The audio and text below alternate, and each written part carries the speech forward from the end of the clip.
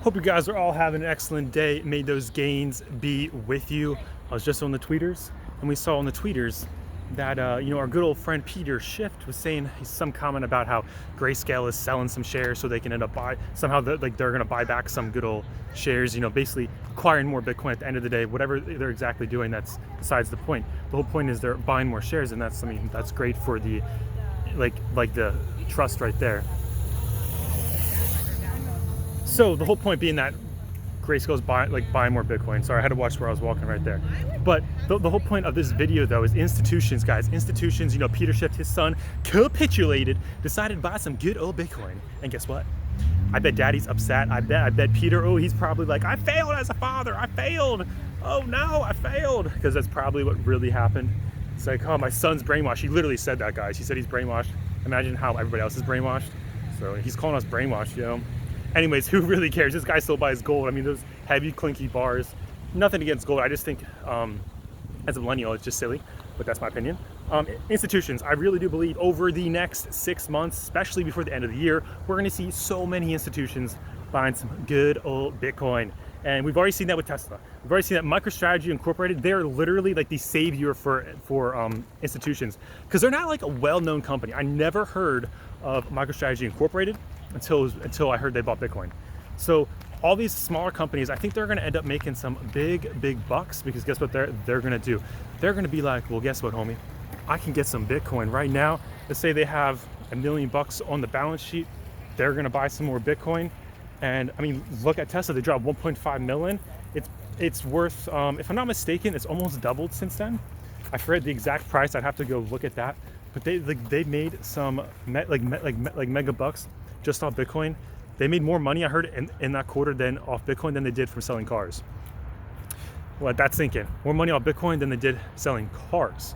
And what they could do is they could just use a collateralized loan and able to get some more cash to, maybe open up another mega factory or do some more R&D on new batteries. Like there's so much potential there, guys. There's so much potential. The whole point though, institutions, they're seeing that our dollar, our US dollar is being devalued. Devalued, meaning that it's becoming worth less and less every single year. Our purchasing power is being taken away. And I understand. A great guy to follow is Pomp. He goes over, if you believe the actual inflation numbers that the government's telling you, you're an idiot, because I really do believe he's right. I think if you believe what the government's telling you about the inflation numbers, you are definitely an idiot, guys. You're definitely an idiot. And yeah, so let me know if you're an idiot down below. But how can we trust them? We can't even trust that, they're giving this money that we just seen all these, stimulus bills that are helping out everybody in America, helping out the small businesses. No, they're helping out their buddies. They're helping out their buddies. They're giving a little bit of help to the small businesses. Most of the time, they're making them actually pay for it. It's just a loan. It's not actually a grant. But the big boys, they're able to actually get that money for free.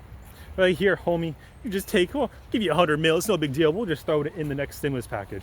So, but my whole point being, I know kind of going off these rants with stimulus packages and with institutions and Bitcoin, guys, they're getting into the space because they see that their purchasing power is being lowered, and they have millions of dollars, if not billions of dollars. Like, I wouldn't be surprised to see something like Apple. They're going to eventually say, hey guys, we just bought some Bitcoin because we're getting sick of our purchasing power being lowered. So just keep that in mind. When do you guys expect Apple to buy some good old Bitcoin? I wouldn't be surprised if they already did. Most of the time, we don't hear about the announcement until afterwards, unless you're in the inside. Hey, if you're an insider, let me know. Send me a DM. Always like to hear what's going on. But like Tesla bought it in January, didn't get announced at the beginning of February. And everybody said that day it pumped because Tesla bought, but Tesla didn't buy that day. They bought the month prior. And that month prior, it was actually going down. So interesting when people say institutions pumped it, because they did not, because that month it actually went down. And there's data, who I think it was Coindesk, they had this great chart showing that every time Bitcoin would go below 48, 47, institutions came right in and gobbled it up, guys. Just gobbled it up. You had MicroStrategy Incorporated jumping some mega bucks, dropping 10 to 15 mil a week.